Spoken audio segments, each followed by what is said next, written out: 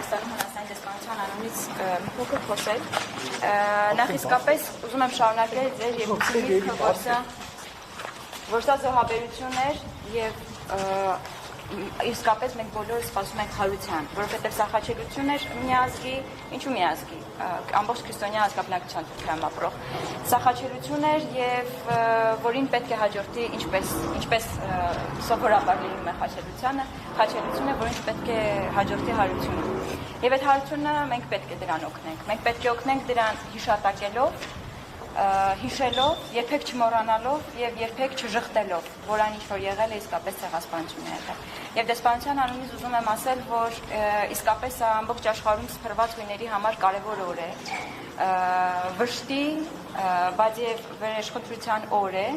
Եվ շատ շնորհակալ է պարոն փոխտեսպանը, որ ամեն տարի Հայաստանում այսքան մարդ, ոչ միայն հունական համայնքի անդամները, այլ նաեւ այսքան մարդ հավաքվում է եւ միասին հիշում է պոնտացի հույների մեր նախնիների հիշատակը, որը շատ կարևոր է հաջորդ սերունդների համար։ Շնորհակալ եմ բոլորին։ Մեզ ցեղասպանության թանգարանում սպասում է շատ գեղեցիկ միջոցառում, բոլորիդ հրավիրում եմ այստեղից քայլելով գնալ ցեղասպանության թանգարան, որտեղ թանգարանի աշխատակիցները մեզ համար իսկապես հետաքրքիր բան են պատրաստել։ Շնորհակալություն։ Վերջում կներկայանեք Մարիա Լազարովը, Հայաստանի հունական համայնքների միության նախագահ։